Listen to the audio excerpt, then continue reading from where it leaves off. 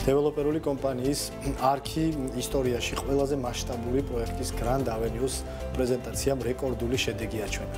უფრო კონკრეტულად, სულ რაღაც 5 საათში 644 ბინა გაიყიდა, რაც უპრეცედენტო მაჩვენებელია.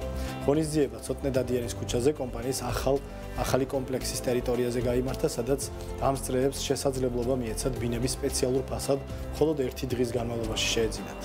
ახალ მასშტაბურ პროექტზე და ბაზრის ტენდენციებზე სასაუბროდ სტუდიაში შიო ხეცულიანი არქის გენერალური დირექტორი შემოგვიერთდა.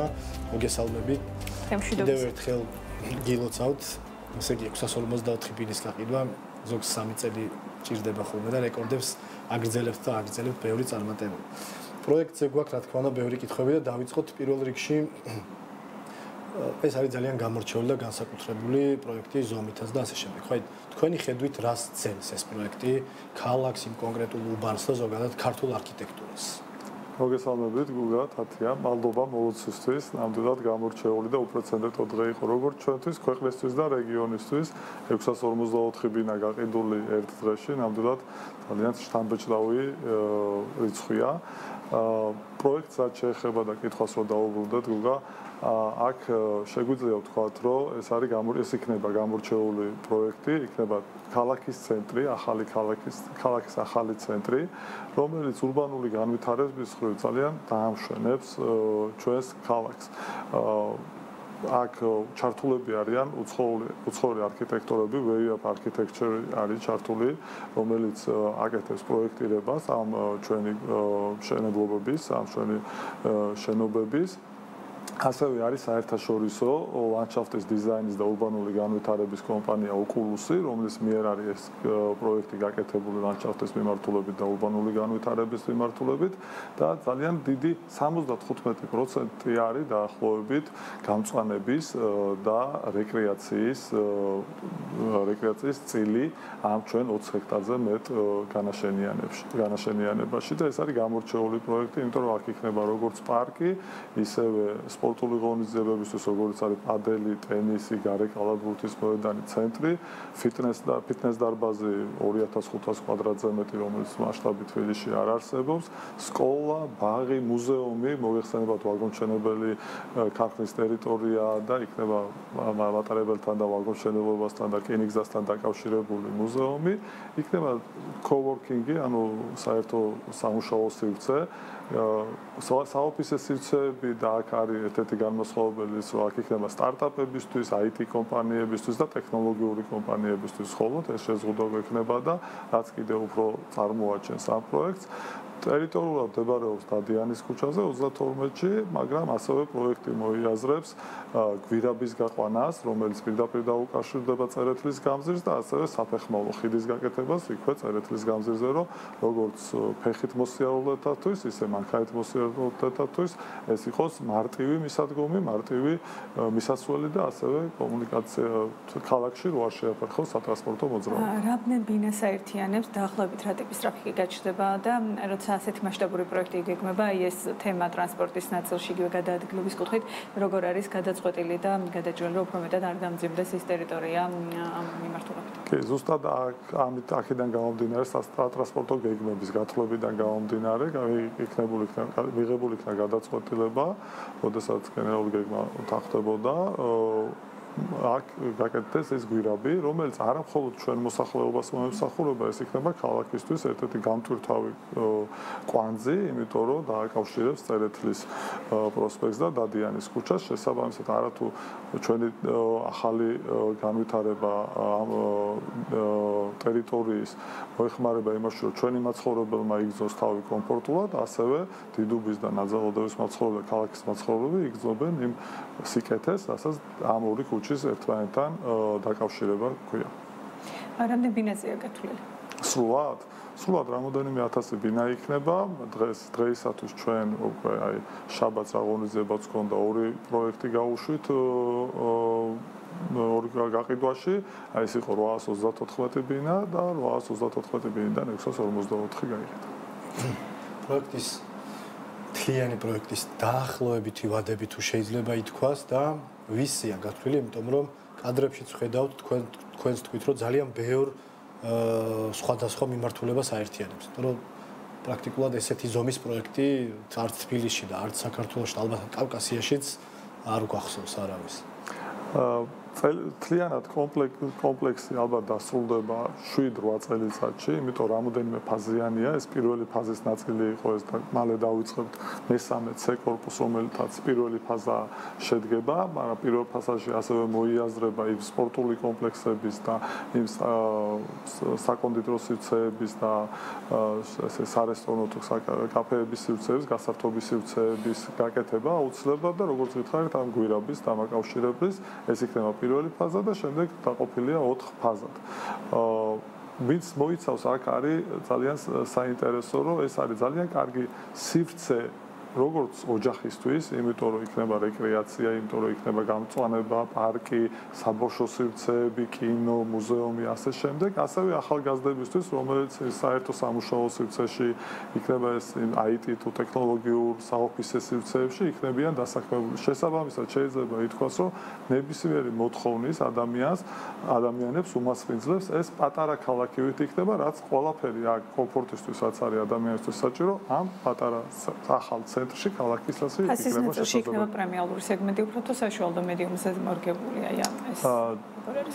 ჩვენ ამ ეტაპზე ორი კორპუსი, ორი პროექტი წარმოვადგენთ, რომელიც ერთი არის პრემიალური სივრცე და მეორე არის კომფორტის ვეძახით. ჩვენ პრემიალური სივრცე მოიაზრებს, რომ გარდა იმისა, რომ საერთო სარგებლობის აუზი არის კომპლექსში, თლიანად ამ პროექტებში თავისი კუთვნილი აუზი აქვს, თავისი კუთვნილი ჯიმი აქვს, რომელთაც მხოლოდ ამ პრემიალური კორპუსის მაცხოვრებლები ისარგებლებენ, კონსიერჟ სერვისი და ასე შემდეგ ყველა ის სიკეთე, რომელიც პრემიალურ კლასს ეკუთვნის.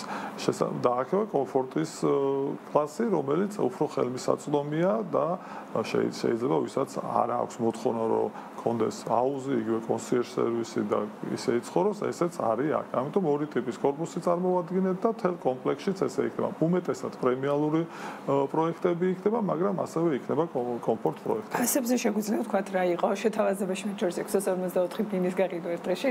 არ არის პატარა ამბავი რეალურად და საფასო სეგმენტი საიდან სადამდე მერყეობს და რა იყო კონკრეტული შეთავაზება და ხომ არ იქნება კიდევ უახლოეს პერიოდში მსგავსი ფასი წარმოქმნილი. ამაში გამოცხადებს, რომ გაყიდვების სტატისტიკა გაიზარდა.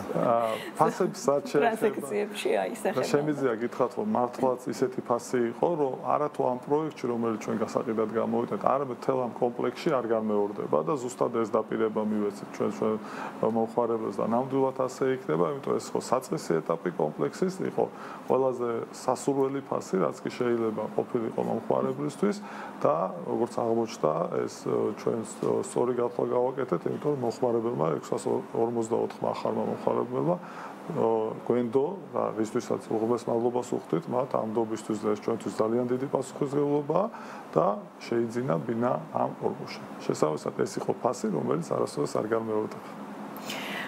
მე მაქვს კითხვა 654 ადამიანზე, ეს თქვენ სხვადასხვა ასეთი ტიპის წინასწარი გაყიდვები გქონიათ, როგორც აღნიშნე, ესე იგი უფრო და უფრო მეტი იყიდება თითო დღის განმავლობაში.